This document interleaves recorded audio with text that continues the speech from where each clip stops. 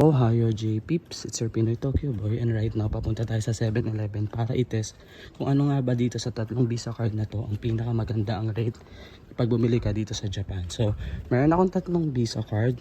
Itong una is yung PayMaya. Meron kasing nagtatanong kung pwede daw ba yung PayMaya dito.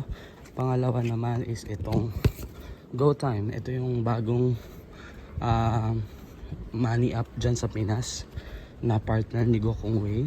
And ito naman yung Visa card ni GCash.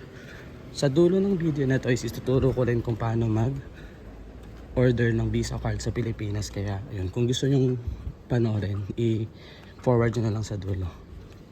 Tara, punta tayo sa 7-Eleven. Nandito na tayo sa 7-Eleven and bibili tayo ng product na pare-pareho para ma-compare natin kung magkano nga ba yung difference ng exchange rate ng tatlong Visa card na to. Nag-decide na lang akong bumili ng mga products worth 162 yen with tax. And yun, saka tayo mag-compare. Iba-ibang products pero same prices. Ito muna yung babayaran ko with my PayMaya card. IC カードをタッチまたは差し込んでください。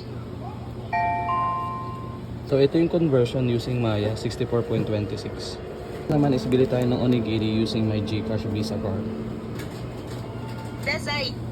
IC カードをタッチまたは差し込んでください。 So naman yung kay GCash, 62.54 pesos yung 162 yen na onigiri. Huli natin itong chocolate cream bun, 150 yen din siya, 162 kapag may tax. And gamitin natin yung GoTime natin para mag-buy tayo. 込んでください。一応乗るんだよね、こうやって。でもやっぱダメだね。お支払い。 So sadly hindi gumana tong GoTime Visa card natin dito sa Japan. I'm not sure kung bakit pero hindi siya gumana.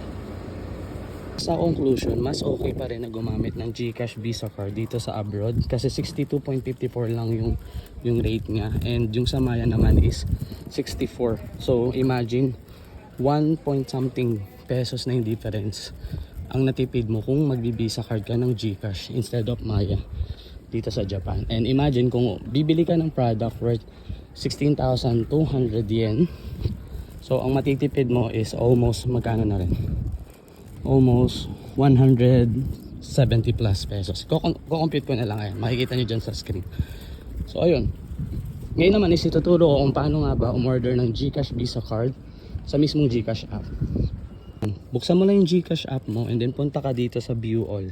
Click mo yung view all and then hanapin mo yung cards. May makikita ka dyang cards.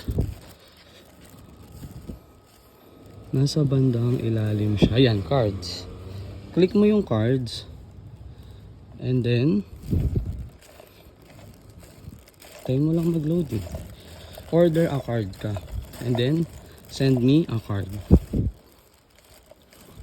Tapos ayan, ang babayaran mo is 185 pesos pero para lang to sa mga nasa Pilipinas ha. So it means kung nasa Japan ka or nasa abroad ka, ipapadeliver mo na lang siya sa mga kamag-anak mo and then ipadala mo na lang sa country kung nasan ka. So and then ipi-fill out mo lang yung form.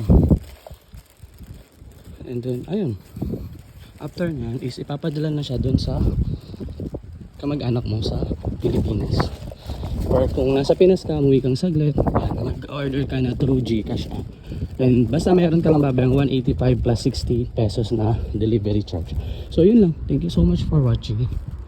And yan, please tag GCash. Baka naman masponsoran tayo. Thank you so much for watching. See you, Nara.